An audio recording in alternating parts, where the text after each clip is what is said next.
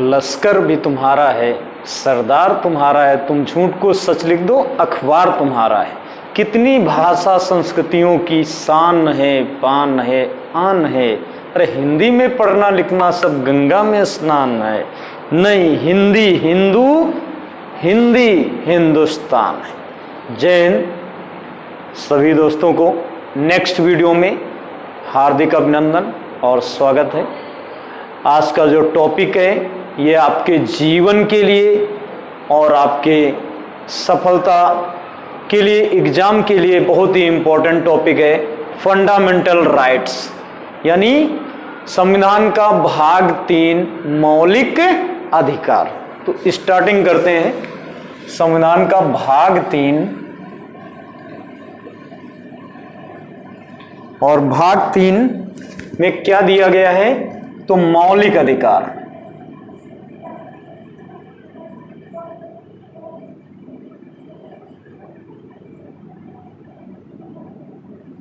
तो संविधान के भाग 3 में मौलिक अधिकार का उल्लेख किया गया है।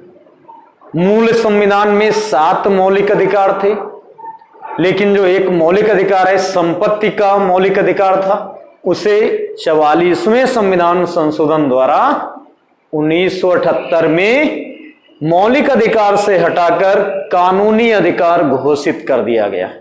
पहले वो आर्टिकल 31 में था, अब उसे रखा गया आर्टिकल 300 का में और संविधान के भाग 12 में रखा गया। उस समय वो भाग 3 में था। तो वर्तमान में संविधान में कुल कितने मौलिक अधिकार हैं? 6 मौलिक अधिकार हैं। अब भारतीय संविधान का जो भाग 3 है इसे मैग्ना कार्टा भी कहते हैं। Magna carta. मैग्ना कार्टा किससे कहते हैं? तो आपने सुना है इंग्लैंड में औद्योगिक क्रांति हुई थी, महान क्रांति हुई थी, जिसे हम खून रहित क्रांति कहते हैं, यानी रक्तहीन क्रांति कहते हैं, श्वेत क्रांति भी कहते हैं। क्यों हुई? क्योंकि राजा के निरंकुश शासन के सामने जनता बाहर निकल आई थी और तख्ता पलट कर दिया। तो जेम्स द्वितीय ने जनता के लिए एक विशेषाधिकार पत्र तैयार किया और उसमें इंग्लैंड की जनता के लिए उन्होंने मौलिक अधिकार दिए थे। उन मौलिक अधिकार को मैग्ना कार्टा कहा गया, जिसे कहते हैं 1215 का मैग्ना कार्टा। यानी मैग्ना कार्टा को 1215 का, यानी 800 साल पुरानी बात है। तो भारतीय संविधान में जिस भाग में मौलिक अधिकार का उल्लेख है उस भाग को भारतीय संविधान का मैग्ना कार्टा कहते हैं। ये क्वेश्चन कई बार पूछा गया। अब मौलिक अधिकार का प्रारूप किसके द्वारा तैयार किया गया? तो मौलिक अधिकार का प्रारूप जे.एल. नेहरू के द्वारा तैयार किया गया। किसके द्वारा? जे.एल. नेहरू द्वारा तैयार किया गया। भारतीय संविधान में कुल कितने वर्तमान में मौलिक अधिकार हैं? तो कुल मौलिक अधिकार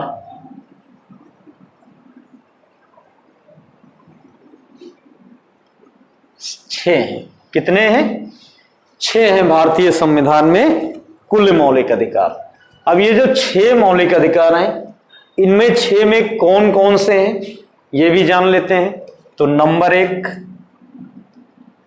number 2, number 3, number 4, number 5, number 6। अब 6 मौलिक अधिकार देखते हैं। तो नंबर 1 में है समानता का मौलिक अधिकार।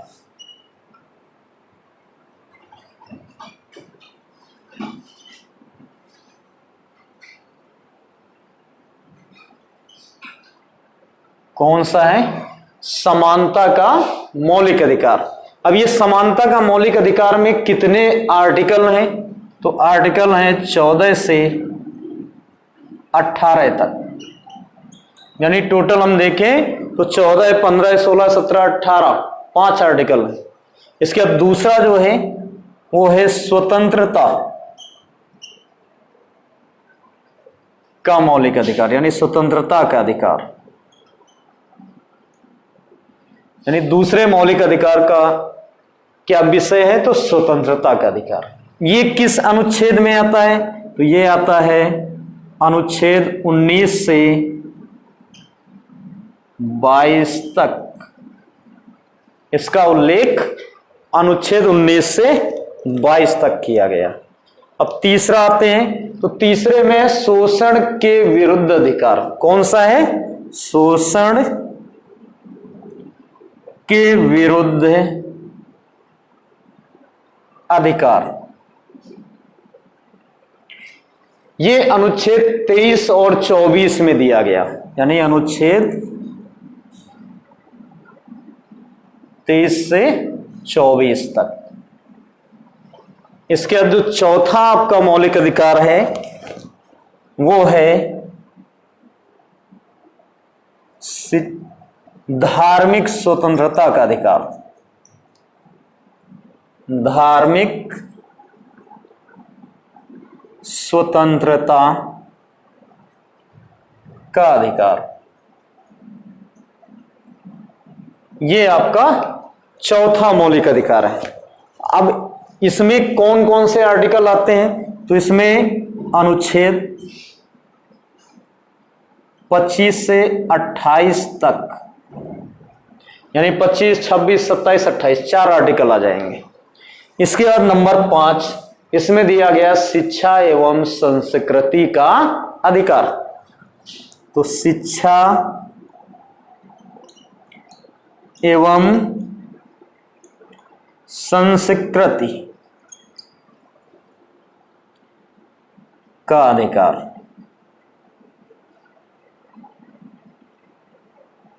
शिक्षा एवं संस्कृति का अधिकार। अब ये किस अनुच्छेद से किस अनुच्छेद तक है? तो ये आर्टिकल 29 और 30 में दिया गया है, यानी अनुच्छेद 29 से 30 तक। और इसके बाद छठा एवं अंतिम मौलिक अधिकार है संवैधानिक उपचारों का अधिकार। संवैधानिक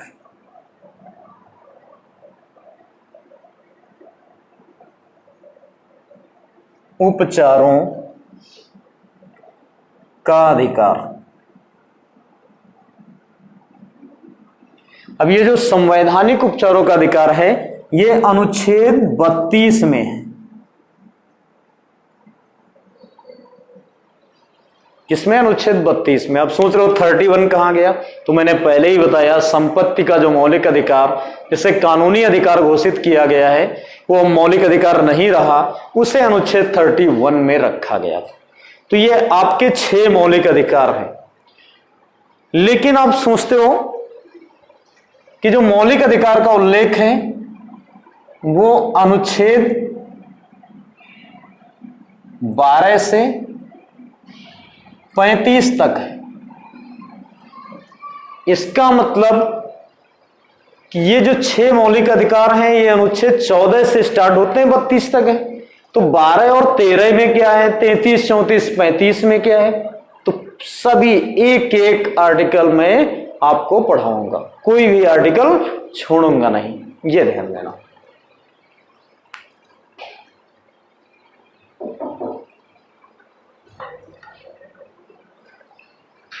हाँ, तो देखते हैं अनुच्छेद 12 सबसे पहले।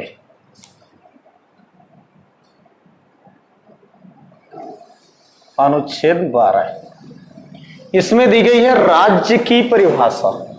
क्या दी गई है? राज्य की परिभाषा। इस अनुच्छेद 12 में जो ये राज्य शब्द है इसका अर्थ होता है यहां पे संघ,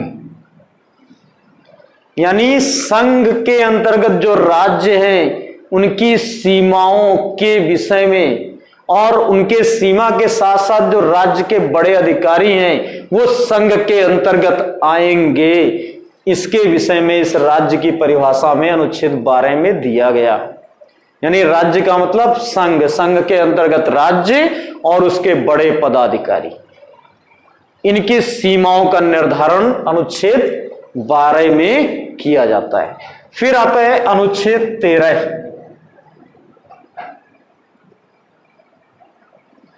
अनुच्छेद 13 में कहा गया कि जो संसद है और जो राज्य की विधायिका है वो अगर कोई कानून बनाती है और उस कानून से व्यक्तियों के जो मौलिक अधिकार हैं वो कम होते हैं या उनका उल्लंघन होता है, तो ऐसी अवस्था में न्यायपालिका को ऐसे कानून को रद्द करने का पावर मिलता है।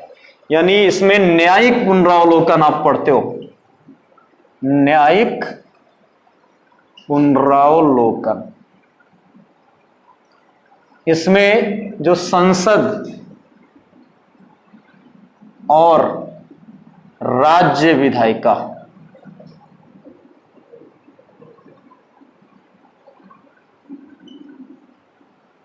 के द्वारा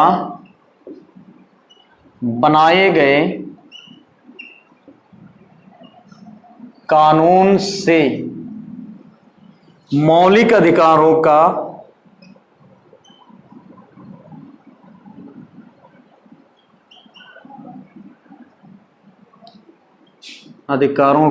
हनन होने पर न्यायपालिका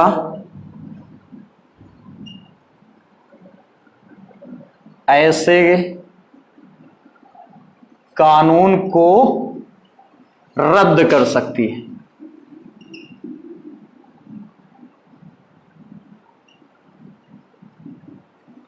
ये पावर अनुच्छेद 13 के पास है कि अगर किसी भी तरीके से हनन हो रहा है तो ऐसे कानून को जो न्यायपालिका है वो पुनर्विचार करके उन कानूनों में अगर आपके मौलिक अधिकार कम हो रहे हैं या कटौती हो रही है मौलिक अधिकारों में या उसका हनन हो रहा है, तो पूरी तरह से ऐसे कानून को रद्द करने का पावर न्यायपालिका के पास है, क्योंकि ये न्यायिक पुनरावलोकन की व्यवस्था दी गई जो अमेरिकी संविधान से ली गई थी।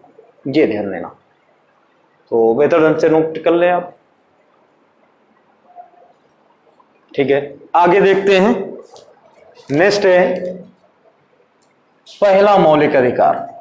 प्रथम मौलिक अधिकार क्या है? तो जो प्रथम मौलिक अधिकार है वो था समानता का अधिकार।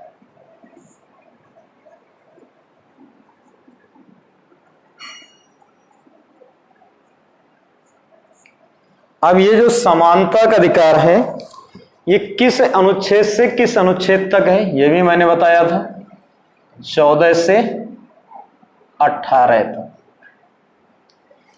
तो सबसे पहले समानता का जो अधिकार है इसका पहला अनुच्छेद उठाते हैं, यानी अनुच्छेद 14।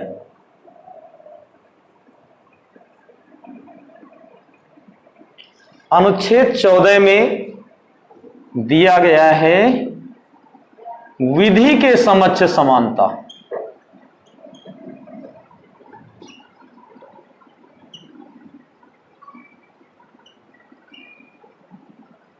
यानी कानून के समक्ष सभी समान हैं, यह अनुच्छेद 14 में बताया गया है।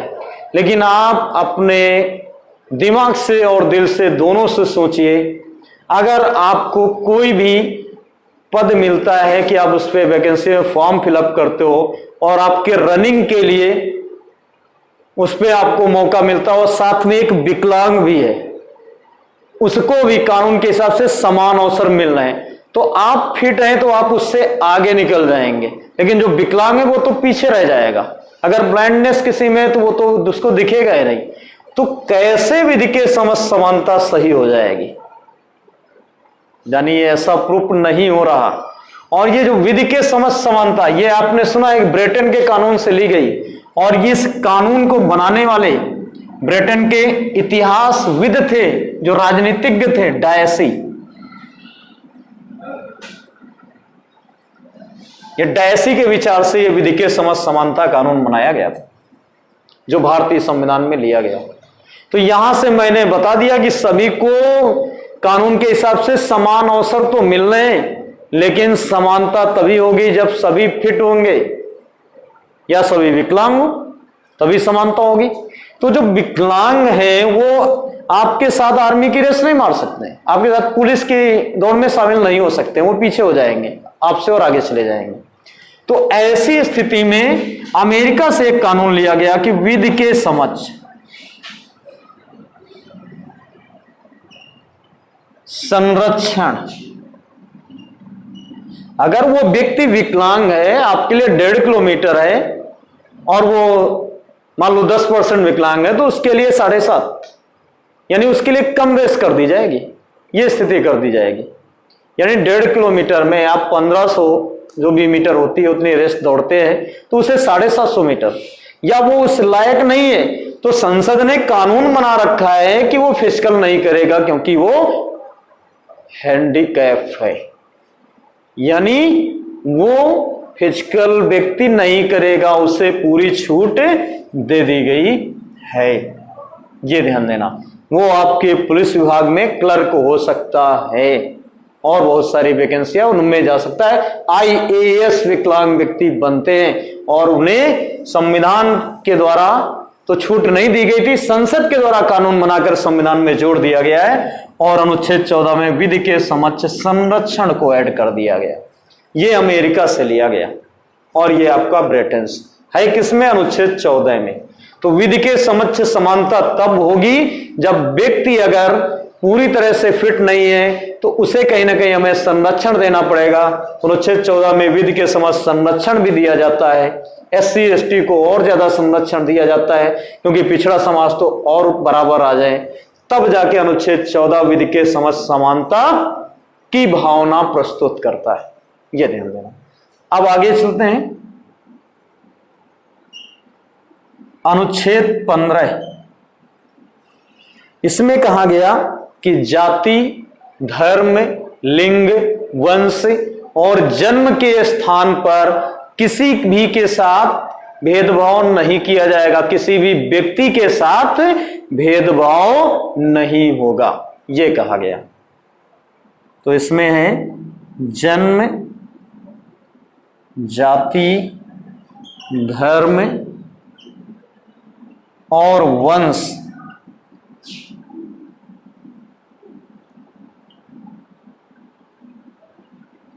एवं लिंग के आधार पर भेदभाव निषेध है।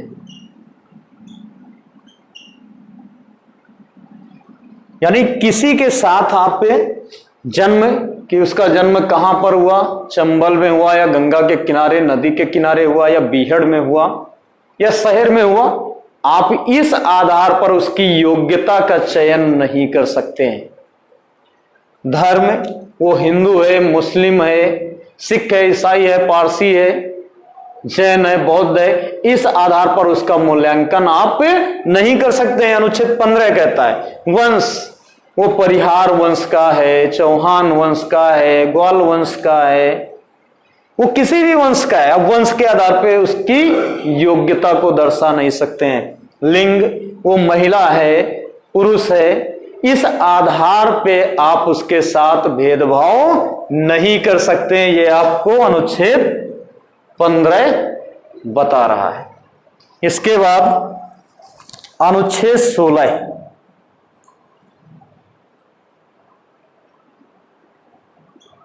अनुच्छेद 16 में बताया गया लोक नियोजन में अवसर की समानता। लोक नियोजन में, लोक नियोजन मतलब सरकारी नौकरियों में, यानी सरकारी नौकरी। तो लोक नियोजन में यानी सरकारी नौकरी में अवसर की समानता।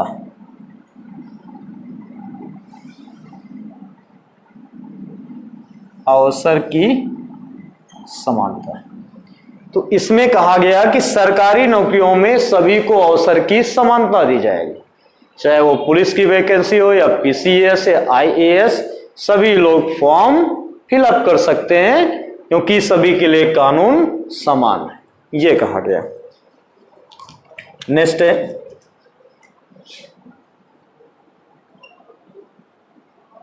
अनुच्छेद 17, इसमें अस्पृश्यता का अंत।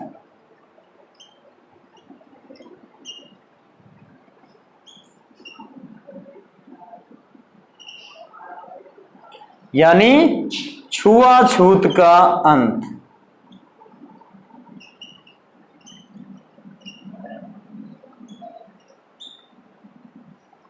इसके तहत आप किसी भी व्यक्ति को किसी सरकारी कार्यालय में या शिक्षण संस्थान में या आने जाने में या किसी सार्वजनिक कार्यक्रम में उसके साथ भेदभाव नहीं कर सकते हैं कि ऐसा हम इसको टच नहीं करेंगे, इसका हाथ का खाएंगे नहीं, इसको अपने साथ बैठाएंगे नहीं। तो इस पर पूरी तरह प्रतिबंध लगा दिया गया। ये अस्पृश्यता का अंत, ये विचार किसने दिया? तो महात्मा गांधी ने दिया था। ये विशेष ध्यान देना, किसके द्वारा? तो महात्मा गांधी के द्वारा ये विचार दिया गया। फिर अनुच्छेद 18, अनुच्छेद 18 क्या कहता है? तो अनुच्छेद 18 में दिया गया उपाधियों का अंत। उपाधियों का अंत। इसमें कहा गया कि भारत के राष्ट्रपति की बिना अनुमति के आप किसी भी देश की उपाधि धारण नहीं कर सकते हैं। अब विदेशी उपाधियों को धारण करने में रोक लगा दी गई। कोई मान लो, यानी अनुच्छेद 18 ने उपाधियों का अंत कर दिया, लेकिन इसके स्थान पर भारत सरकार ने पुरस्कार यानी राष्ट्रीय सम्मान घोषित कर दिए, जिसमें सैन्य भी है, असैन्य। सैन्य पुरस्कार जैसे परमवीर चक्र, अशोक चक्र, महावीर चक्र, कीर्ति चक्र। तो वैसे ही असैन्य में भारत रत्न, पद्म विभूषण, पद्म भूषण और कीर्ति चक्र। तो ये ध्यान देना, बहुत ही इंपॉर्टेंट, ये समानता का अधिकार है।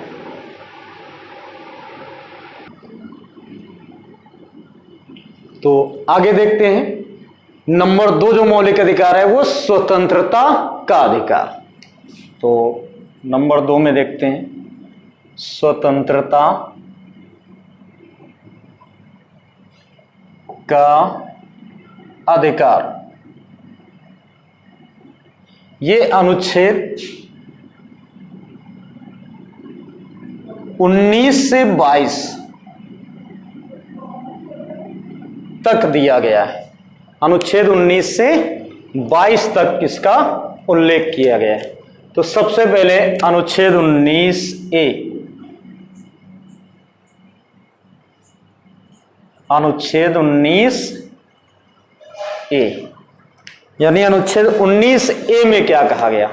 तो अनुच्छेद 19A में भाषण यानी बोलने की अभिव्यक्ति की स्वतंत्रता, यानी कहते हैं ना अभिव्यक्ति की स्वतंत्रता, यानी बोलने की स्वतंत्रता, भाषण देने की स्वतंत्रता, ये आपके अनुच्छेद 19A में।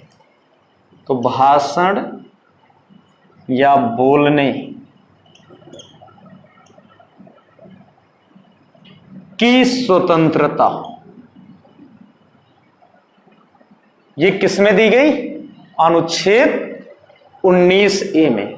और इसी अनुच्छेद 19A में सूचना का अधिकार यानी सूचना प्राप्त करने की स्वतंत्रता दी गई है। 2005 में सूचना का अधिकार अधिनियम लागू हुआ था।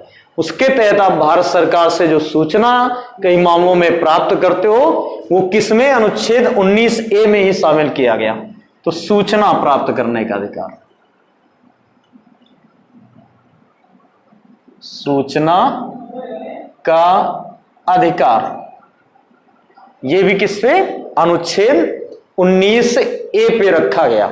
और इसी में आम आदमी को तिरंगा फहराने का अधिकार, ये 2002 में मिला। 2002 के पहले आम आदमी राष्ट्रीय ध्वज को फहरा नहीं सकता था, अपने घरों पे नहीं लगा सकता था, अपनी फैक्ट्रियों में नहीं लगा सकता था, अपनी बाइक या 4 व्हीलर में लगाने की अनुमति नहीं थी। अगर आप लगाते हैं तो केस हो जाता था, पुलिस आपको गिरफ्तार कर लेगी, ऐसी व्यवस्थाएं थी। लेकिन 2002 में एक नवीन जिंदल सांसद हैं, उन्होंने अपने जयपुर से दिल्ली रोड पे उनकी फैक्ट्रियां बहुत सारी हैं, उन्होंने अपनी फैक्ट्रियों में तिरंगा फहरा दिया तो शाम को उनके नाम केस हो गया।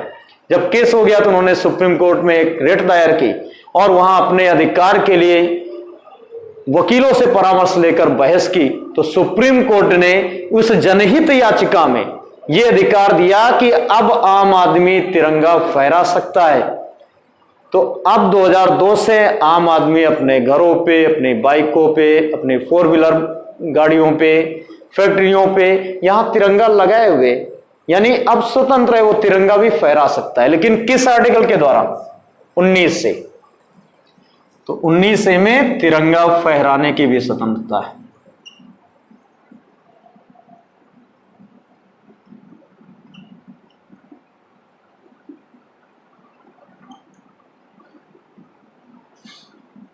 ऐसे तो हम 15 अगस्त 26 जनवरी को फहराते थे, लेकिन पर्सनल ऐसे जब भी इच्छा हो हम घर पे नहीं लगा सकते थे।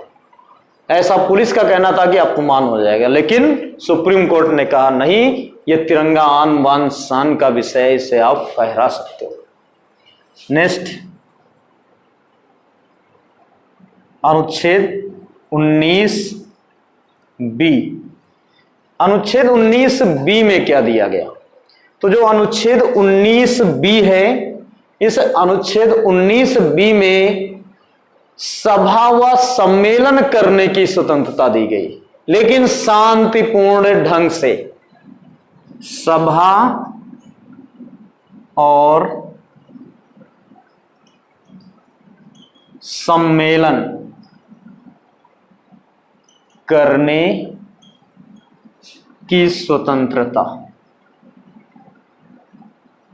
तो आप सभा व सम्मेलन कर सकते हैं, आयोजित कर सकते हैं, लेकिन बिना हथियार के शांतिपूर्ण ढंग से। और इसी 19 बी में सिखों के लिए अलग से प्रावधान किया गया है, क्योंकि उनके धर्म में वो कृपाण रखते हैं, जिसे आप तलवार बोलते हैं। तो सिखों को कृपाण रखने की स्वतंत्रता 19 बी देता है, क्योंकि वो गुरुद्वारे में जाते हैं सामूहिक रूप से, तो वो कृपाण रख के जाते हैं। वो सामूहिक रूप से सभा या सम्मेलन करते हैं तो कृपाण रखते हैं, तो उनको स्वतंत्रता दी गई।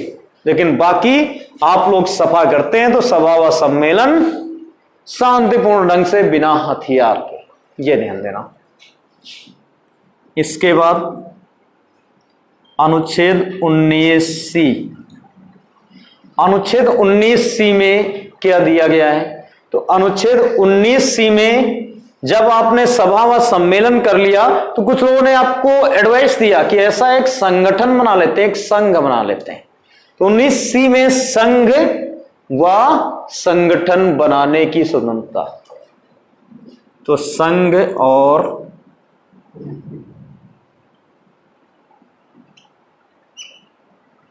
संगठन बनाने की स्वतंत्रता दी गई। इसके बाद आगे बढ़ते हैं।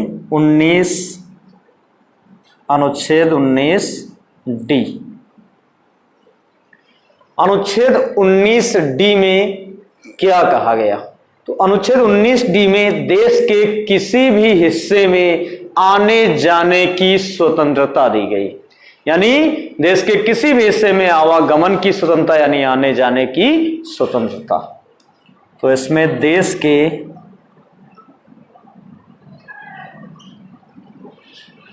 किसी भी भाग में यानी हिस्से में आने जाने की स्वतंत्रता। आने जाने की स्वतंत्रता, यानी अब देश के आप किसी भी हिस्से में, किसी भी राज्य में आ जा सकते हैं, यह ध्यान देना। इसके बाद अनुच्छेद 19 ई। 19 ई में देश के किसी भी हिस्से में निवास करने की स्वतंत्रता दी गई। इसमें क्या कहा गया कि देश के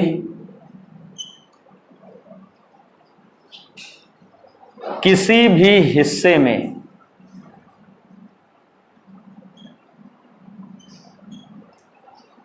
निवास करने की स्वतंत्रता।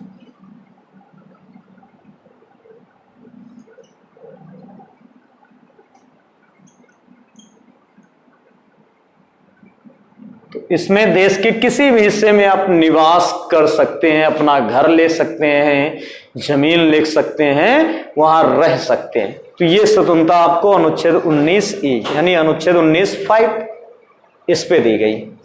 नेक्स्ट है अनुच्छेद 19F। अनुच्छेद 19F में देश के किसी भी हिस्से में व्यापार और वाणिज्य करने की स्वतंत्रता, यानी व्यापार आप देश के किसी भी हिस्से में बिजनेस कर सकते हैं। तो इसमें देश के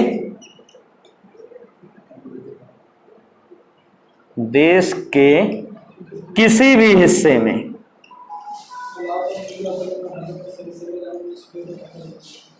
भी हिस्से में व्यापार करने की स्वतंत्रता, व्यापार करने की स्वतंत्रता। तो एक बार रिकॉल कर दें, बड़े आसानी से इसको समझ सकते हो कि आपका जो मौलिक अधिकार दो है, स्वतंत्रता का अधिकार 19 से 22 तक, आसानी से एक स्टोरी बन रही कि आपको 19A में भाषण व बोलने की स्वतंत्रता दी गई है, साथ में सूचना का अधिकार और तिरंगा फहराने की स्वतंत्रता।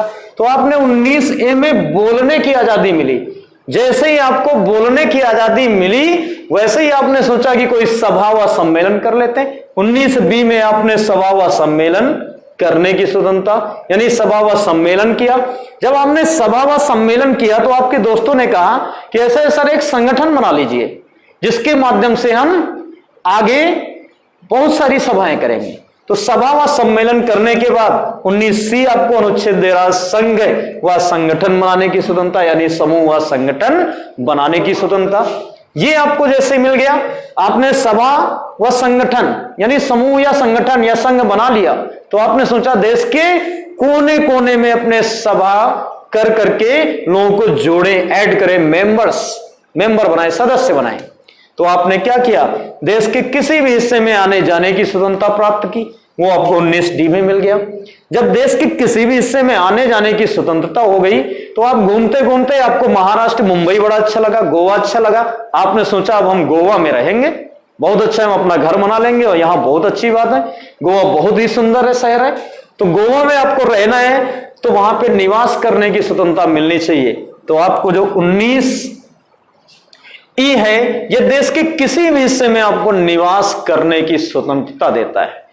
जब आप देश के किसी भी हिस्से में निवास करने लगे तो आपको भोजन, पानी, कपड़ा, मकान ये सब खरीदने के लिए बिजनेस चाहिए, बिजनेस करने की स्वतंत्रता, व्यापार करने की स्वतंत्रता। तो ये भी आर्टिकल 19F ने दे दिया कि ठीक है, आप देश के किसी भी हिस्से में व्यापार करने की स्वतंत्रता रखते हैं।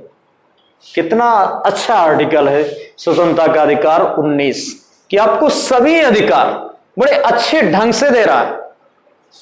तो हमें उम्मीद है कि आपको यह टॉपिक बहुत ही रुचिकर लगेगा, आप अपने जीवन में भी आप इसे अपनाएं और साथ में एग्जाम के लिए भी इसे बेहतर टॉपिक समझ करके अच्छे स्टडी करें, जिससे आपका एग्जाम क्वालिफाई हो, आपको सफलता मिले। मेरी बस यही आशा है आप सभी से।